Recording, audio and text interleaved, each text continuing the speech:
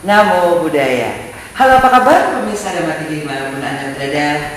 Senang sekali saya Satna Dewi 1 jam ke depan kembali menemani Anda dalam Manage Your Mind. Mind is not everything, but everything is come from mind. So, manage your mind.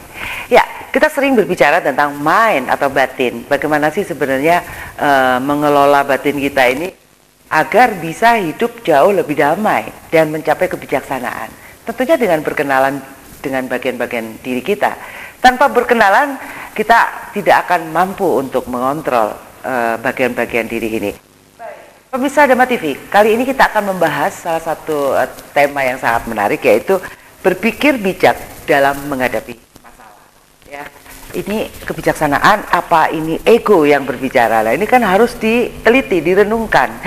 Baik, dalam hidup kita pasti akan menghadapi berbagai macam tantangan, ya, di dalam keluarga, di dalam pekerjaan, di dalam hubungan mungkin dengan kekasih atau istri, anak gitu ya, dengan orang tua, mertua, seperti itu. Dan yang akhirnya memerlukan pemikiran yang bijak untuk menemukan solusi yang efektif. Bagaimana cara berpikir bijak dalam menghadapi masalah? Yuk kita bincang-bincang dengan narasumber kita yang luar biasa. Beliau adalah Bhikkhu Dhammawicayo Mahathera. Apa kabar, Bante? Ya, sangat-sangat baik. Terima kasih. Namo Buddhaya, Sukhihotu. Marilah kita bersama-sama berusaha untuk membangkitkan kebahagiaan setiap saat dengan kebijaksanaan dan kemurnian batin kita. Kita bersama-sama mengagungkan beliau yang maha sempurna di dalam tata kelola yang sangat luar biasa, selalu jernih, hening, damai dan bahagia. Mampu kita tingkatkan, itu pun kita akan menjadi quality batin yang makin meningkat dan makin bahagia. Baik, Bante, terima kasih. Orang tuh kalau sudah mencapai maha sempurna itu tadi loh, Bante, bisa nggak sih, Bante, seperti Sang Buddha itu apakah pernah tertawa terbahak-bahak atau dingin atau cuman mesem gitu? Saya jadi penasaran, Bante. Sesungguhnya kalau kita perhatikan, Sang Buddha inilah satu-satunya yang mengajarkan semua yang beliau alamin itu bisa dialamin oleh semua makhluk, semua orang. Karena Sang Buddha yang beliau ajarkan itu hanya membahas masalah tubuh, perasaan, memori, bentuk-bentuk pikiran, dan kesadaran. Kita semua ada di sini. Akhirnya kita diminta analisa satu demi satu dengan jelas dan terang kesadaran kita sekarang ke tubuh jasmani. 1 tahun misalkan. Belajarin dengan sungguh-sungguh gimana sih keadaan tubuh jasmani kita. Mesti sakit dulu tuh baru kenalan sama tubuh. Tidak, itu tidak perlu seperti itu ya. Kita analisa secara biologi. Dianalisa, diprotolin semua lah tubuh kita ini. Supaya kita ini bisa memahami tubuh kita semuanya sama. Jadi tidak ada suku Cina lah, suku Jepang lah, suku Jawa lah, suku Makassar, itu nggak ada. Itulah yang nanti kita bisa katakan, kalau kita mau mempersatukan Indonesia, itu harus dianalisa seperti itu. Jadi semua dunia ini bisa bersatu. Demikian juga perasaan. Perasaan semua manusia sama kok. Hanya 3. Senang, tidak senang, dan netral. Itu aja. Ini tidak bisa kita kuasain. Aku sing senang itu, senang terus maunya senang terus. Tidak bisa. Dia ada sebabnya. Bisa menimbulkan senang. Ada sebabnya bisa menimbulkan kita tidak senang. Itu bagaimana kita bisa menimbulkan perasaan yang netral itu. Nah, itu kalau kita bisa netral terus, nah itu berarti kita sudah mampu menguasai perasaan itu. Demikian juga memori sama. Memori itu sesuatu yang telah berlalu, yang telah kita alami bersama, itu disimpan di sana. Jadi dengan begini semua orang sudah ada memori, ada simpanan energi kehidupan yang lampau juga ada di situ.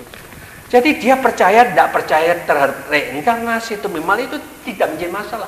Dia tidak bisa membohongi sendiri kok. Kalau dia berani untuk membuktikan bahwa aku tidak percaya reinkarnasi, tanggung jawab, datang dan buktikan dulu. Duduk diam 6 tahun, perhatikan memorinya aja terus. Lama-lama kan, oh iya ada loh. Jadi dia bisa membuktikan. Jadi kalau ngomong tuh aku nggak percaya, karena dia hanya bisa ngomongnya. Ini namanya omong doang. Maka itulah yang dikatakan bahwa siapapun juga pasti ada energi yang dulu-dulunya apa, yang pernah berapa kali sesuai dengan kemampuan mereka. Ada file memorinya ya Bante? Tidak ada yang bisa membohongin kok. Ya. Ada di sana. Demikian juga bentuk-bentuk pikiran. Pikir ini rencana ini mau begini, mau begitu, itu yang akan datang. Jadi dengan demikian inilah ketika kita melihat semua itu, Sang Buddha melihat dan memahami ketika dia duduk diam di dalam kesadaran yang kuat, makin lama makin kuat, makin lama. Loh, kok di sini lebih adem, lebih tenang. Aku di sini aja. Tahu diperiksa, dianalisis lagi, ada intinya di dalam kesadaran. Dari situlah apa itu terang benderang di dalam inti kesadaranku. Nah, masuk ke dalam intinya, menyatu dengan sinar yang terang benderang, sadar sempurna. Nah, itu disitulah kita juga semua ada kesadaran, ada intinya. Kalau kita bisa masuk dalam kesadaran, kita tidak akan diperbudak oleh perasaan, tidak diperbudak oleh permainan pikiran kita, tidak dipermainkan oleh memori lagi. Aku tahu tempat ini aku lebih bahagia kok. Ngikutin ini aku menderita. Ngapain kalau sudah tahu itu kita menderita? Jadi kalau kita masih mengikuti cara agama-agama yang kita percaya itu tidak ada bahagia, yang ngapain diteruskan? Itulah istilahnya orang berani, tegas, yang sampah kita buang, berlian kita ambil, itu kita gunakan bersama. Indah dunia ini, menemukan inti yang membuat kita lebih damai dan bahagia. Itulah. Ya, dalam ajaran Buddhis katanya ada ketanpa inti Bante. Lah ini kok ada inti gimana nih? Lah ya itu istilahnya tanpa inti itu istilahnya nggak bisa kita kuasain sesuai dengan kehendak kita. Walaupun dia sudah mencapai kesadaran intinya ini, tetapi kalau dia melihat ada macam-macam ya tetap muncul sih. Ada sesuatu yang negatif, positif tetap muncul. Tetapi ya kan tidak mengikuti gelombangnya itu lagi. Dia masuk aja di intinya ini. Nah, tahu seperti inilah yang dikatakan dia tidak pernah diperbudak oleh mata, tidak pernah diperbudak oleh telinga, tidak pernah diperbudak oleh hidung. Tetapi kalau kita lain, hari ini ada film mana yang bagus sih lah. Kita kepingin lihat. Hari ini ada yang main musik mana yang indah, kita mau dengarkan. Nah, itulah yang dikatakan kita tanpa disadar kita kepingin mencari sensasi. Hanya kita diperbudak oleh nafsu-nafsu keinginan kita. Tetapi kalau kita sudah menemukan ini damainya tidak pernah habis-habis. Ketika dia tidak ada habisnya damainya itu, dia menemukan ternyata batin kok tidak ada masalah. Tidak pernah ada masalah sama sekali tiap saatnya. Itulah dikatakan bahwa Sang Buddha itu tidak pernah menderita lagi selama ketika beliau mencapai kebuddhaan. Di dalam batinnya itu. Kayaknya sudah cukup ini siaran hari ini. Sudah lengkap semuanya dibahas loh ya. Bante, jangan cepet-cepet dong Bante, satu persatu Bante. Nah ini dia nih, ini bagaimana cara menganalisa situasi dengan objektif dan efektif. Nah ini gimana Bante?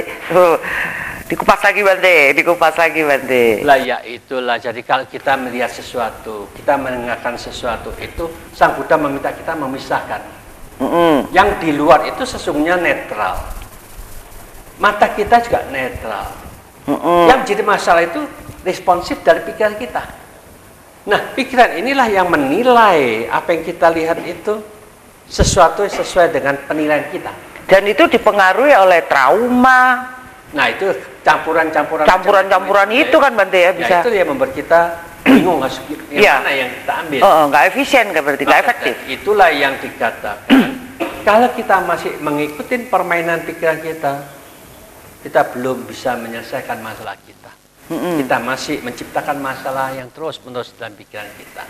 Maka dari itu kita juga harus tahu bahwa bagaimana kita merenungkan dan menganalisa bahwa yang di luar netral, mata kita netral, bisakah kita juga menciptakan kenetralisasi di dalam batin dan pikiran ini supaya kita sama-sama tiga-tiganya netral, mata, penglihatan dan batin kita semuanya netral. Baru ini yang dikatakan kita tidak ada masalah dengan mata kita. Kalau kita belum bisa melatih seperti itu, kita selalu menciptakan masalah. untuk diri kita melalui mata itu. Contoh kasus saja Bante, biar jelas nih Bante. Ini harus benar-benar cerdas nih Bante. Bante, contoh kasus Bante. Jadi gini nih, ada pasangan perempuan dan pria beda agama Bante. Ya, mereka merasa cocok nih ceritanya nih. Ini cocok apa enggak nih sama contohnya itu tadi Bante ya. Ternyata orang tua dari pihak perempuan nih Bante, tidak setuju dengan pindahnya agama, perbedaan agama itu, sehingga meminta dari pihak pria untuk masuk ke agamanya si perempuan ini. Tapi keluarga dari pria itu menolak perpindahan itu Bante. Bagaimana menghadapi ini dengan bijaksana? Sesungguhnya kan itulah yang dikatakan kita ini diajarkan dengan fanatik, cara yang salah seperti itu. Maka dari itu cara yang paling benar itu bagaimana kita bisa menemukan agama tiap-tiap orang itu di dalam matanya sendiri. Bagaimana kita menggunakan mata ini supaya menemukan kedamaian terus-menerus dalam batin dan pikiran kita. Kalau kita punya agama apapun juga dengan mata kita masih belum damai, belum bisa mengatasi apa yang kita lihat, sama saja kok. Jadi agama itu bukan terletak dari apa yang dia percaya, bukan terletak dari KTP, bukan terletak di form upacara-upacara agama itu, bukan. Tapi petunjuknya mengajarkan begitu kok Bante, petunjuknya di kita Bante. Bante jangan dijawab dulu. Jangan dijawab dulu Bante, biar penasaran nih. Ayo gimana ayo kalau udah ngadepin kayak gini nih. Apa itu yang menjadi landasan berpikir dari keputusan-keputusan yang ada ya. Mari kita rubah cara berpikir. Jangan kemana-mana, kita akan ketemu dengan bahasan selanjutnya.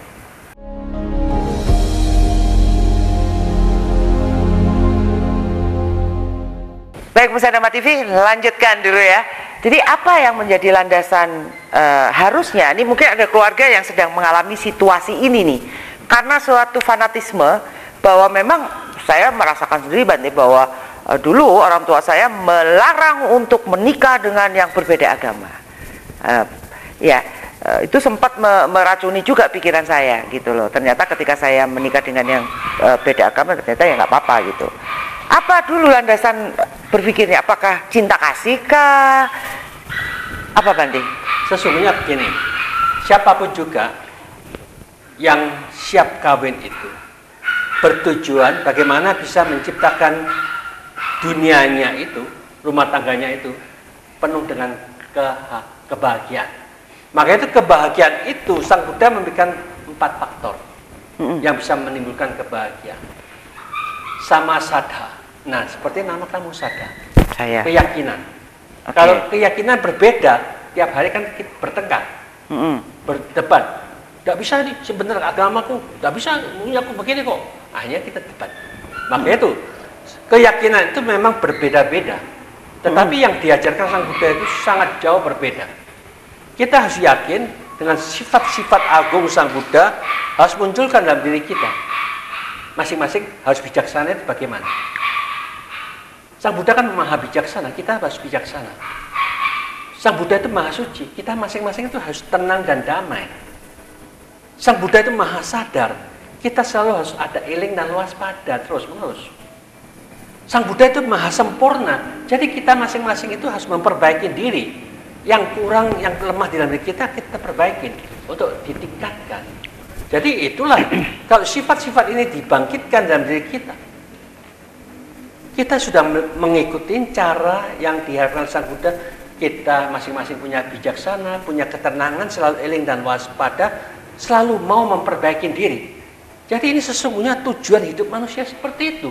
Kalau tidak pernah muncul, tidak pernah ngomong, cuma ngomong doang. Ceritanya ya. Kita tidak bisa membuktikan manusia yang pintar harus begitu. Buktikan dulu, undang dulu, baru kita percaya. Kalau belum bisa membuktikan, jangan percaya.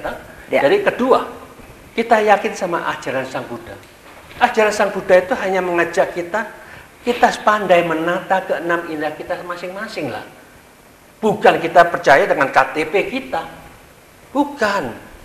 Cara menggunakan mata, telinga, hidung, mulut, tubuh, dan pikiran kita, semuanya bagaimana kita bisa menciptakan keindahan dengan keenam indera itu. Stop yang negatif, otomatis kita tidak menderita. Memasukkan yang positif, otomatis kita bertambah bahagia. Lalu mau bahagia lagi, bagaimana memurnikan batin dan pikiran kita. Tidak pernah ada masalah dengan batin dan pikiran kita. Itulah indahnya hidup lebih bagus. Dengan demikian ini, otomatis kita mampu mengendalikan keenam indera, berarti sudah memiliki kitab suci dari diri kita masing-masing. Kalau kita kotor dari keenam indera kita, ya itulah kitab kotor yang mereka miliki.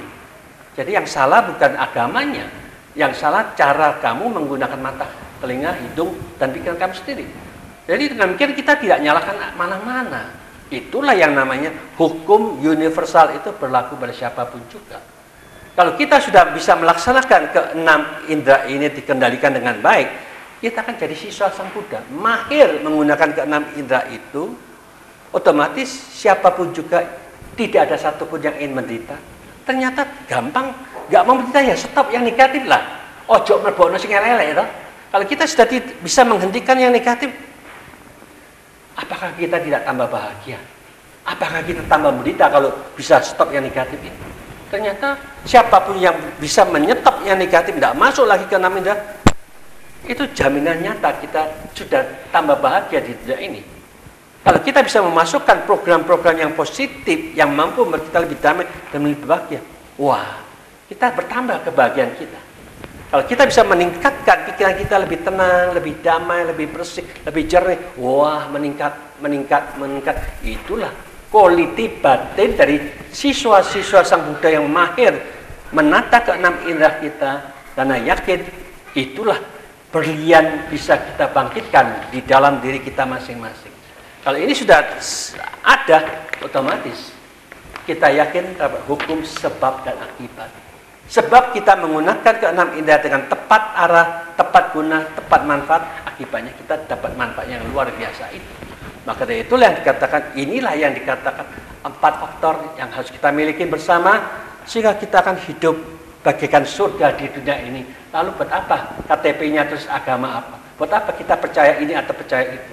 Kita hanya diindoktrinasi untuk memiliki konsep seperti guru yang inginkan. Tapi kalau kita mempelajari semua itu sebenarnya ciptaan manusia semua. Kalau kita mampu menciptakan keenam indera kita, mampu dengan benar, lalu buat apa kita pusing dengan teori-teori yang ngawur semua? Jadi kalau kita tidak berani ngomong itu tidak benar, tidak membawa kedamaian, lalu kita tidak bisa revolusi. Sing benar-benar, kalau masih benar-benar malah tidak disukain. Loh kok agamaku kok disalahkan? Bukan. Kita tidak menyalahkan agama manapun juga.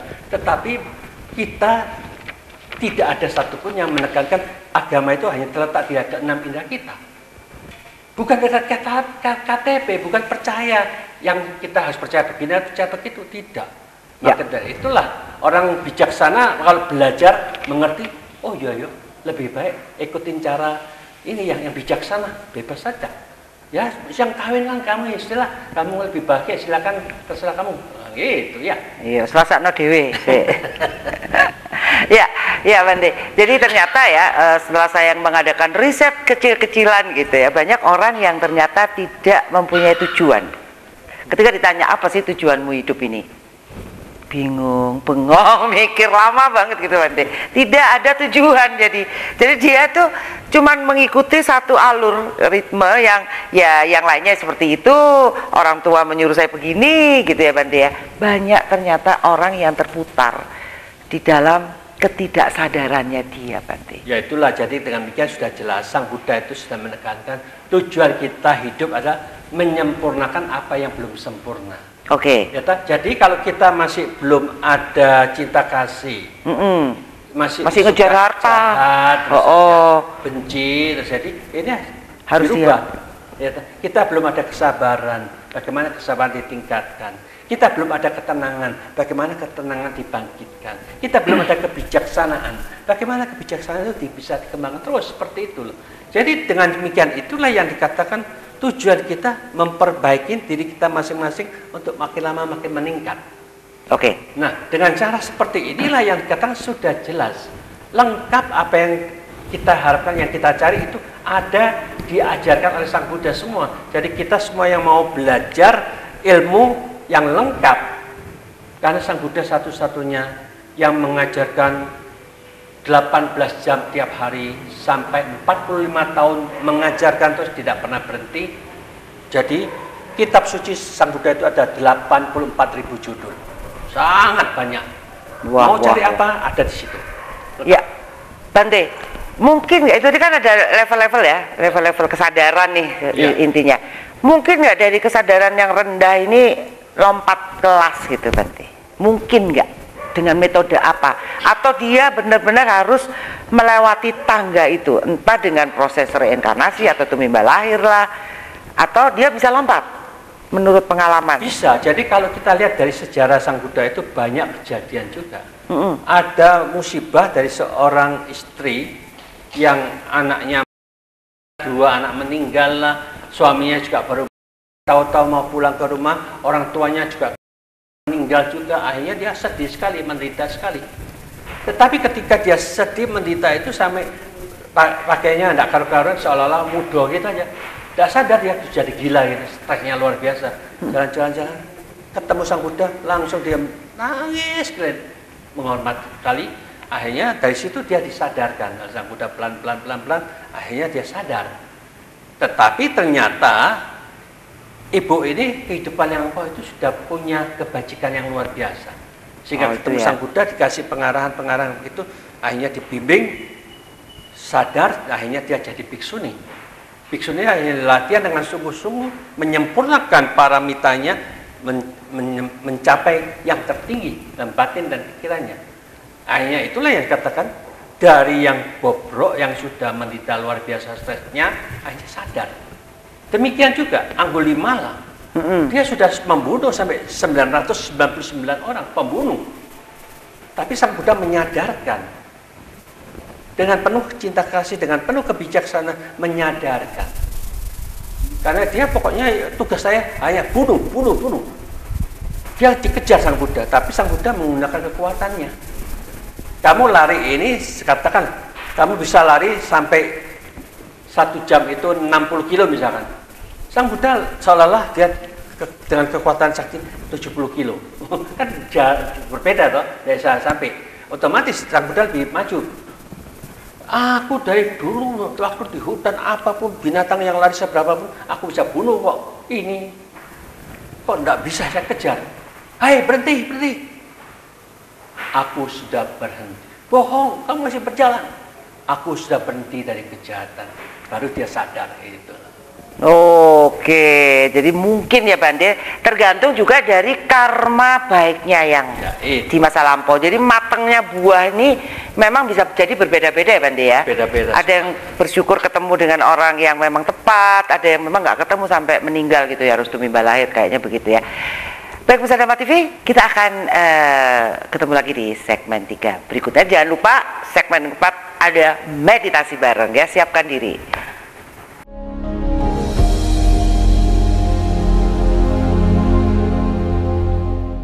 Baik pemirsa Dharma TV, kita lanjutkan berpikir bijak dalam menghadapi masalah. Ya, Bante, banyak sekali kasus-kasus yang mungkin sangat relevan untuk dibahas di dalam kehidupan sehari-hari. Mungkin kalau dalam suatu situasi yang ego masih di atas, itu menjadi sebuah perasaan yang bagaimana ya Bante ya, malu lah pasti ya. Bagaimana menghadapi hal semacam ini Bante secara bijaksana? Ya, inilah yang dikatakan masalah di dunia ini kita cukup membagi menjadi 2 masalah. Masalah yang di luar dan masalah di dalam pikiran kita. Kalau yang di luar begitu kompleksnya masalah, seolah-olah lu kok enggak entek-entek, enggak pernah habis ini masalah. Maka dari itu sekarang mana yang bisa kita selesaikan? Ternyata cara berpikir kita nih loh yang harus kita bereskan dulu. Kalau memang masalah di luar belum beres, bagaimana yang di dalam ini? Seandainya kalau kita di luar nggak beres, di dalam juga tidak beres, itu namanya kita rugi total. Kalau di luar itu ada masalah, tapi kita bisa membereskan dalam pikiran kita, seolah masalah sudah selesai kan? Karena semuanya kan dari pikiran kita. Betul. Nah, maka dari itulah yang dikatakan orang bijaksana harus begitu, memikirkan mana yang saat ini bisa kamu selesaikan itu dulu. pikiran kita. Ya. Karena apa? Karena Sang Buddha yang mengatakan, kalau pikiran kita ini terjun ke masalah yang jadi pikiran selalu mengikuti arus negatif itu, kita menderita. Makanya itu kita diajar Sang Buddha, gantilah pikiran yang negatif itu jadi positif terus. Kalau kita sudah mengganti pikiran positif, sadar, damai, terus. Yang negatif tadi itu tidak muncul. Masalah apapun juga tidak dimunculkan lagi. Yang ada cuma sadar, damai. Jadi masalah yang dikatakan dunia itu masalah, tidak pernah dipikirkan, tidak jadi masalah toh. Iya. Itu simpelnya begitu aja. Jadi dengan sistem seperti inilah yang dikatakan kita harus cari way out dengan cepat, tepat, to the point. Kalau kita tidak ada keberanian seperti itu, ya semuanya kan jadi masalah terus. Karena kita masih anggap ini nggak boleh, caranya bandingnya seperti itu nggak boleh itu. Karena kita masih ada masalah kok. Otomatis silakan. Ternyata ya masih belum bisa selesai. Misalkan sekarang masalah ekonomi. Masalah pernikahan tadi loh Bante, nggak jadi Bante. Ya itu kan sesungguhnya itu kan juga begitu. Kalau sudah begitu ya kita dianggap itu bukan jadi masalah karena bukan sudah jodoh, bereskan pikiran ya. kita.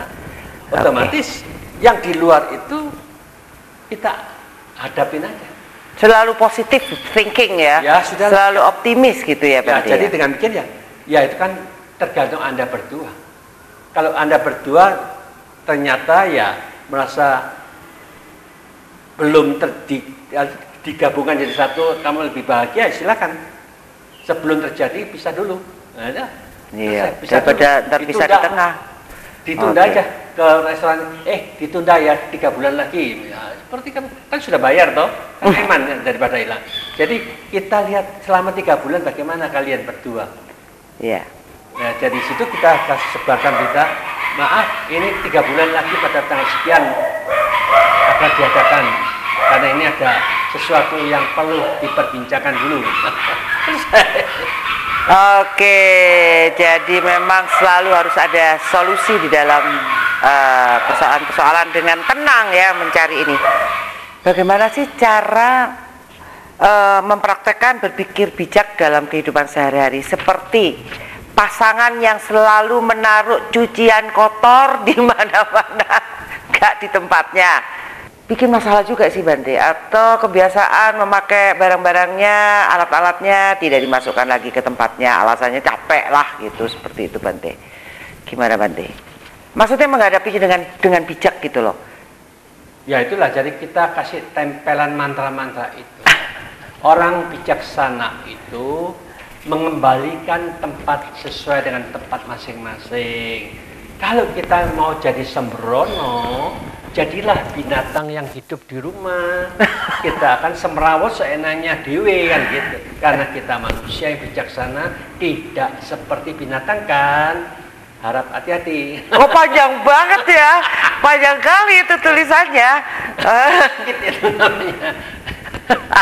Jadi dengan demikian ya itulah istilahnya, memang kita harus tahu manusia itu memang mau seenaknya toh. Ya gambarnya cuma monyet buang sembarangan, nggak ke tempat sampah. Udah, itu aja Bante. Bahasa simbol. Jadi kita memang harus tahu apa yang Sang Buddha ajarkan itu sangat-sangat efektif. Seperti kemarin ada tamu datang, saya cerita kasih dhamma seperti ini yang sering juga saya katakan. Kita belajar agama Buddha itu sering mengucapkan cinta kasih, mengharapkan semoga semua makhluk berbahagia, bebas dari kebencian, bebas dari penderitaan, bebas dari ketakutan, bebas dari semua masalah, bebas dari semua pikiran negatif. Nah inilah kata-kata ini yang sudah sering kita bangkitkan itu. Kita meminta bagaimana kita menata dengan tepat itu, bukan kata-katanya itu yang diucapkan, tetapi kita memberikan perumpamaan bahwa yang negatif itu dimasukkan aja di dalam satu kotak, lalu dikunci, celak. Ada negatif banyak di situ kotak itu, tapi kuncinya jangan dibuka, langsung aja buang ke laut yang dalam gitu. Jadi tidak mungkin kita buka. Tapi yang dablek kepikiran gini loh, pikiran kita masuk, tetap aja masuk ke dalam. Karena itu memang permainan dari memori kita dan pikiran-pikiran kita sendiri. Makanya itu ternyata Kita ngikutin permainan pikiran, memori kita, akhirnya kita terjebak oleh penderitaan. Maka itu Sang Buddha ngajak kita, gimana ya ini caranya supaya kita bebas. Maka itu Sang Buddha dengan penuh kesadaran katakan, kesadaran ini jangan di dalam, keluarkan. Belajarlah untuk hanya mengamatin, hanya tahu saja. Seperti kalau kita meditasi, kita kesemutan. Kok tidak enak ini, kok ini capek punggungnya. Nah, disitulah kita belajar ada capek, ada kesemutan, ada nggak enak. Bagaimana kita bisa menerima kenyataan itu seolah-olah itu hanya cuma di luar.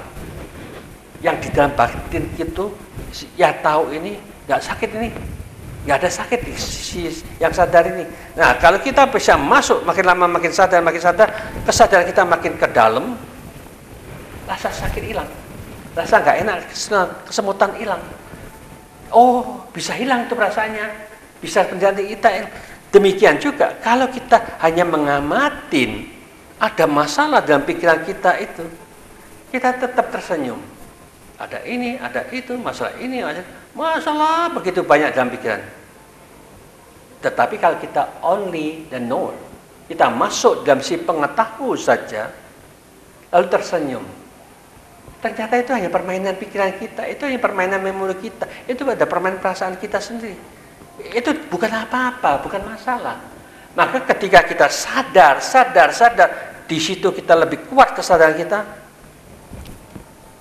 seolah-olah kita mampu memisahkan. Oh, ini memori, oh ini permainan pikiran kita, oh ini perasaan. Tetapi kesadaran ini hanya ngamatin tok, bukan masalah itu. Kalau kita tahu, yang sadar itulah yang penuh dengan damai. Aku tahu meletakkan di dalam kedamaian seperti inilah aku lebih bahagia daripada ngikutin memori, ngikutin permainan pikiran kita. Aku kacau balau, aku jengkel, aku mangkel, tidak bahagia. Yang mana yang lebih enak, yang lebih damai, disitulah kita mengatasinya. Inilah yang dikatakan belajar agama itu adalah belajar menganalisa, menyelidiki tempat mana yang merupakan tempat tinggal kita yang lebih damai, lebih bahagia. Itulah kita ditujukan ke sana. Only the knower is far away from all of the troubles. Kalau kita masuk dalam si pengetahuan terus menerus, kita bebas dari semua permasalahan kita. Itulah yang diajarkan Sang Buddha. Sang Buddha bebas dari masalah, bebas dari penderitaan karena dia sangat mahir menata pikirannya. Itu tujuan melatih agama seperti itu, menjadi mandiri, orang dewasa, orang yang Superman. Superman. Oke, jangan percaya, lakukan, ya kan Bante? Hipasiko gitu ya Bante ya. Ya, oke, baik. Dari semua yang telah dikatakan tadi, dibahas tadi, mari kita renungkan kembali di segmen keempat dalam meditasi. Jangan kemana-mana, siapkan diri.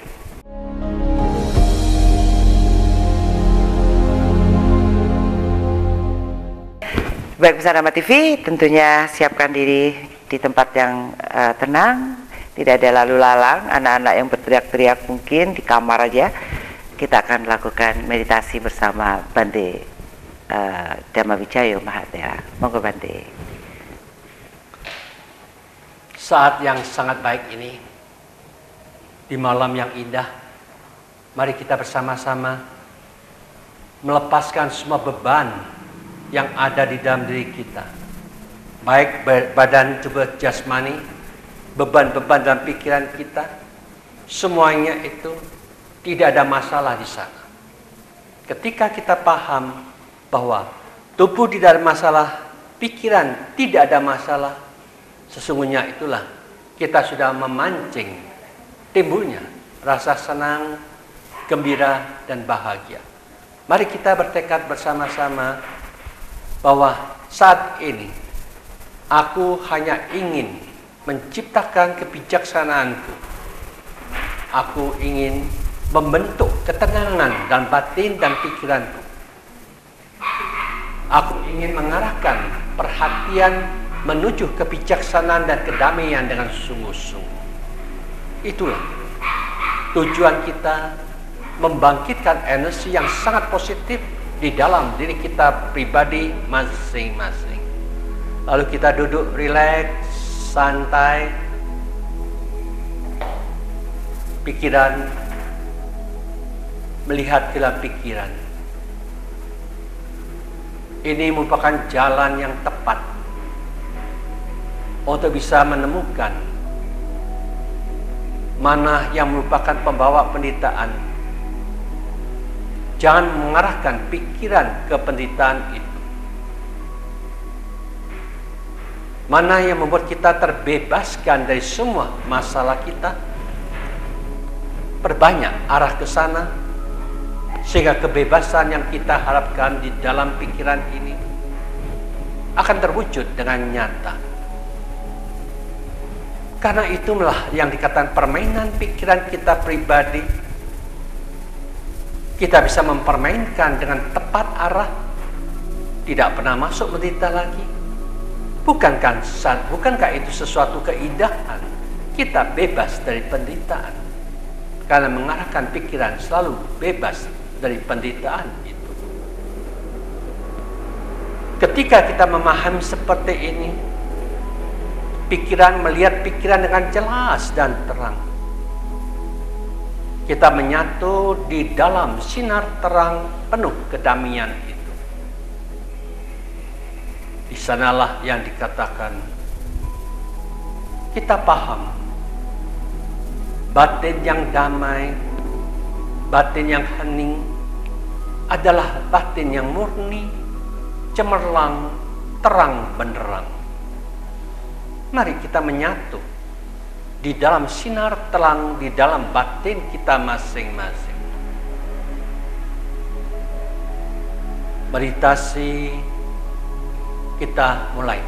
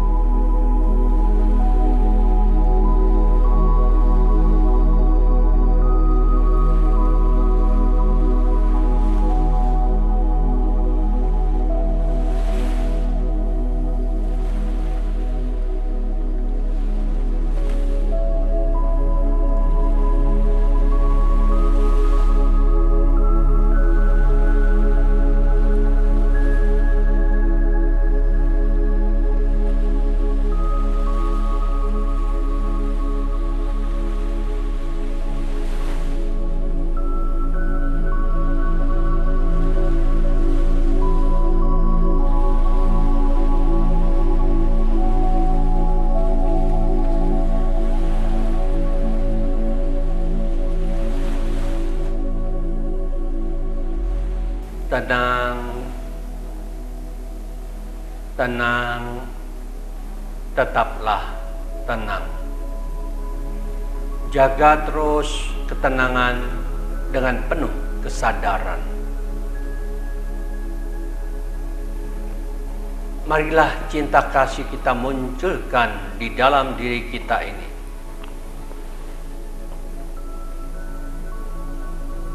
Ikutin apa yang dikatakan beliau yang tersadarkan,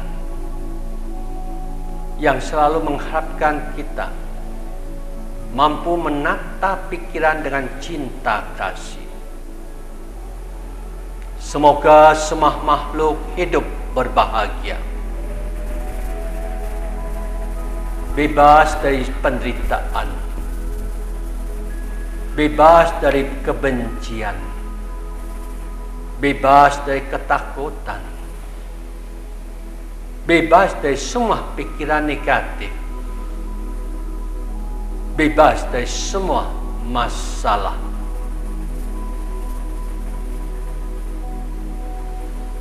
Semoga semua makhluk bisa menjaga kebahagiaan mereka masing-masing. Kata-kata yang indah ini bukan sekedar diucapkan, bukan sekedar dihafal, tetapi dipraktekkan dengan penuh keberanian. Kita umpamakan semua pikiran negatif itu masuk di dalam sebuah kotak yang kokoh, kuat,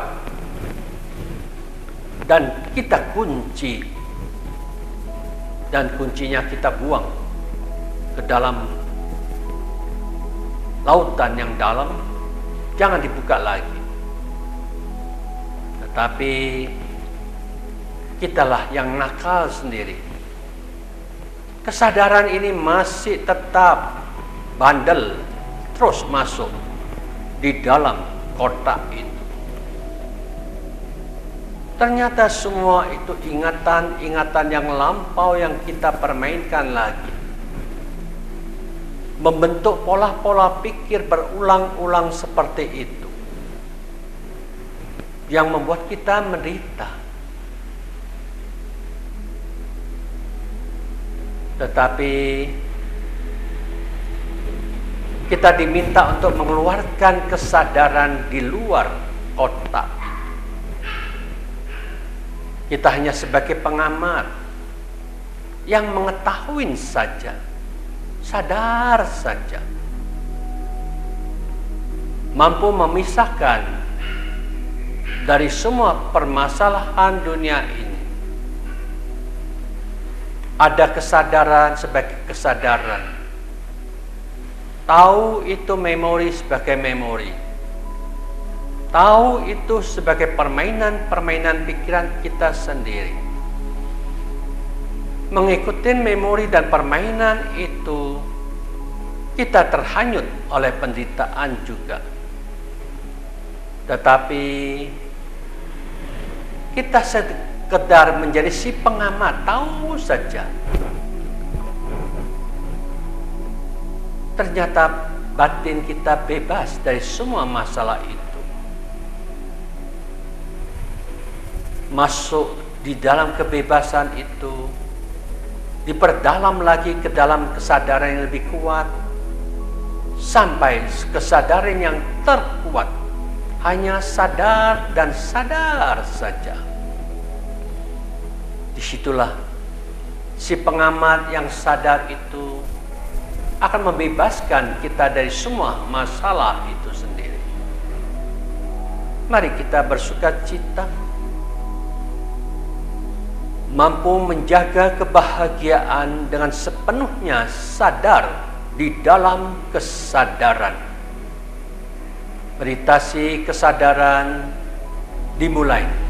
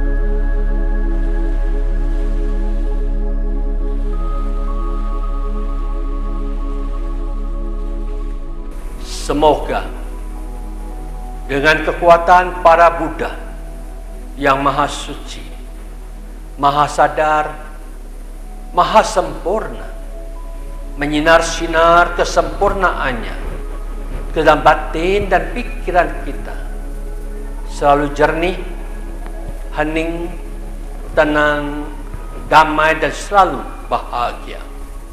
Semoga semua makhluk hidup berbahagia. Meditasi selesai. Baik, terima kasih Bante. Baik, pemirsa Dharma TV, usai sudah sesi meditasi di segmen keempat ini, dan tentunya saya berharap Anda tetap mengikuti acara Manage Your Mind di waktu-waktu berikutnya. Kita akan lakukan meditasi bersama dan itu sangat-sangat bermanfaat bagi kita. Saya Satna Dewi beserta kru Dharma TV mengucapkan banyak terima kasih. Mohon maaf jika ada salah kata. Kata akhir saya, semoga semua makhluk hidup berbahagia. Sukihoto, Namo Buddhaya.